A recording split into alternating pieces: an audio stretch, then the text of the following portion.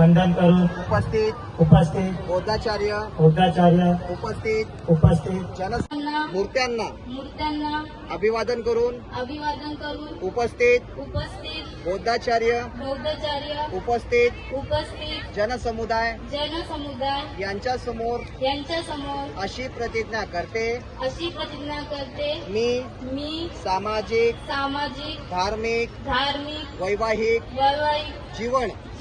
यांच्या नीतिनियमांचे पालन करीन मी आयुष्यमान अजिंक्य यांचा पती म्हणून स्वीकार करते हे समस्त जनास जाहीर असावे जय भीम नमो बुद्धाय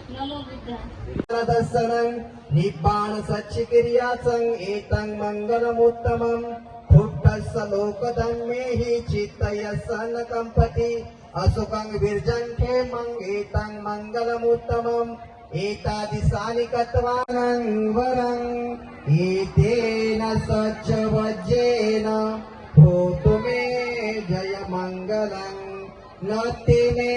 शरणं गरीयं संगो मे अभिकंतवन्ना केवल कंपं जेतवनं ओभासेत्वा